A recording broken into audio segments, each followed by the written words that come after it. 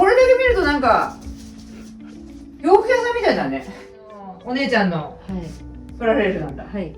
お姉ちゃんが一人で遊んでるスペースを見て、この家の最大の謎が解けたんですよ。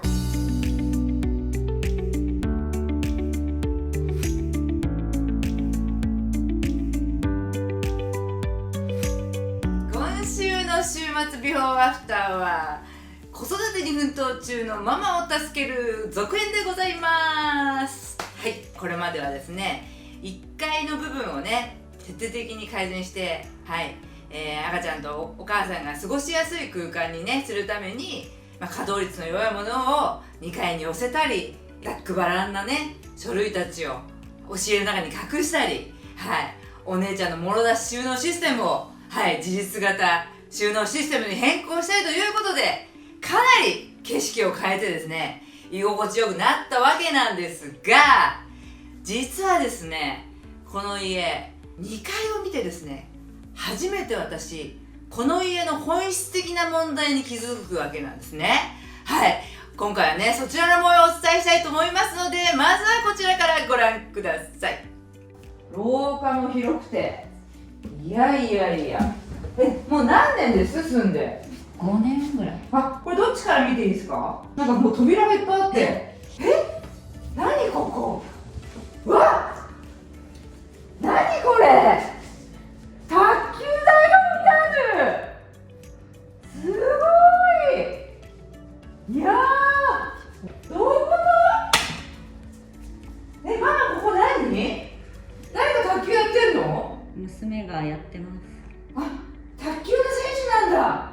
なんなら自分もしてました。あ、そういうことね。普通の家の中に卓球台が置いてあるお家って初めてかも。本当ですか？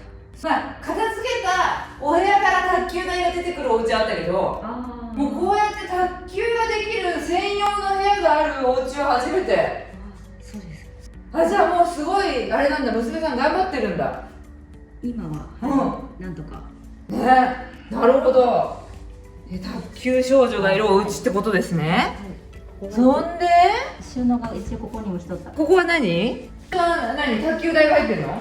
娘さんの卓球道具が入ってるって感じ？すいません、私のです。あ、ママのなんだ。将来的にはやりたいなっていう希望もあるのね。わかりました。じゃあこれはね、そっと隠しておきましょう。隠しとくんかい？卓球選手のお家か。いや、初めてだな。寝室映像。素晴らしい素敵な寝室で、ここに娘さんとご主人が寝てるってことね。はい。なるほど。いや、うちより豪華なベッドだわ。で、ここはクローゼットがあるんだ。はい。ねえ、ここもなんか広そう。わ、めっちゃ広い。タンスが2個も入ってる。ここにパパの衣類が入ってんの？そうですね。うん。で、私のがあるんですけど、私のは残念ながら活用されてないです。あまり。そうなんだ。もったいないね、このタンス。で、もともとは夫婦で使ってたクローゼットなんだけど、はい。なんかお父さんのだけ。じゃあお父さんは何？ここに自分で洗濯物を持ってくるってこと？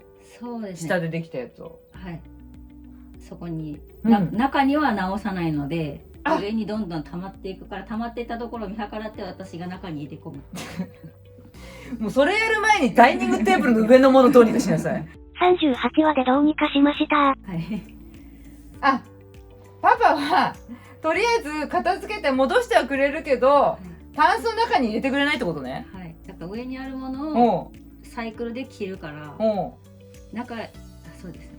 そこに置いてあるものを常にこう出来上がったらそれを着ていく。なるほど。だから変にこんなハンガーとかなくても、タンスとかなくても棚さえあればいいんじゃんって話だよね。そうですね。基本的に。なるほど。なんかほとんどが主人ので、ちょこっとだけ私のがあります。だから私のがちょっと点在してる感じだよね。はい。洋室映像。そこは2ドアワンルームです。お、なんかお姉ちゃんの部屋？そうですね。部屋なのか。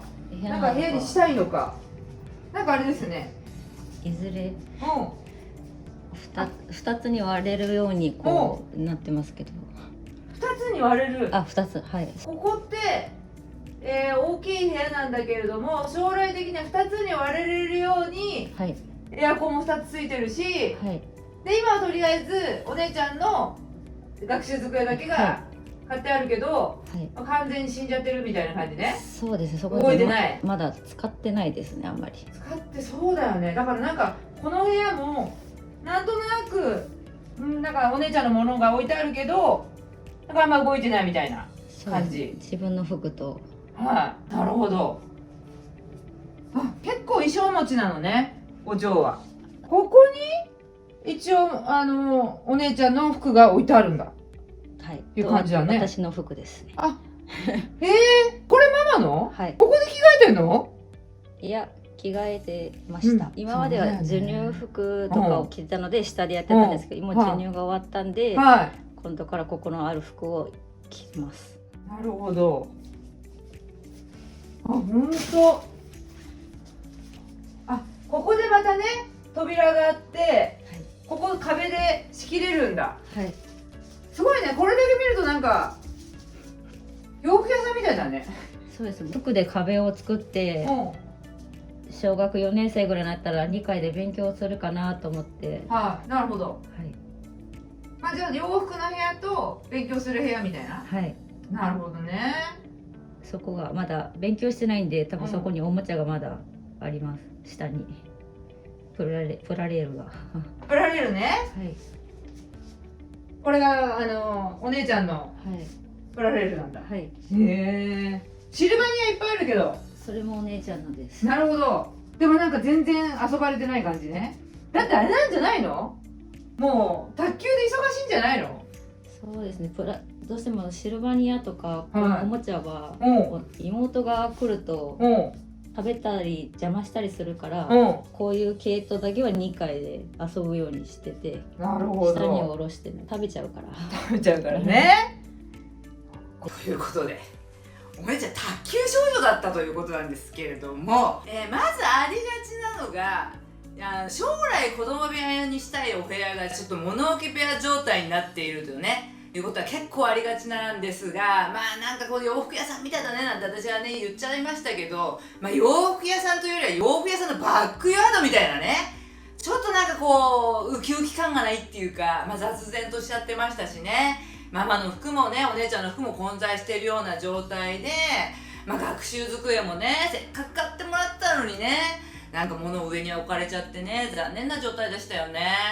はい。でもね、私ねこの部屋のお姉ちゃんが一人で遊んでるスペースを見て、はい、私この家の最大の謎が解けたんですよ。はい、もうなんか名探偵コナンみたいになっちゃってますね。はい、何が最大の謎だったかっていうとこちらです。はい、この大量のおもちゃが和室の床の間にあった事実です。皆さんルームツアーご覧いただいてね、覚えてる方もいらっしゃると思うんですけれども、私このルームツアーの時にママに聞いたんですよ。これ何ですかって聞いた時に、はい、ここ床の間ですと。あ、床の間なんだ、ファンシーな床の間だよねって。これ何なのって言ったら、ここは今までひな人形を飾ってる場所だっていうことで、私その後この床の間の話から押し入れの話に移動しちゃってるわけですよ。まあ、とにかく赤ちゃんが生まれちゃって、それこそベビーベッド置いちゃったからひな人形置けなくなっちゃったっていう話で終わってるんですが、私そもそも謎だったのが、なんでこのベビーベッドの横にこんな大量のおもちゃが放置されてるのかっていうところで、それをねちゃんとお母さんに確認しない状態のまんま2階に上がっちゃったんですよ。はい、そして私はプラレールで遊ぶお姉ちゃんの状態を見て初めて気づくわけですよ。あ、お姉ちゃんのスペースがないじゃんって話ですよ。これの家の最大の問題はですね、ライフステージが変わったにもかかわらず全く暮らし方を変えてなかったということなんです。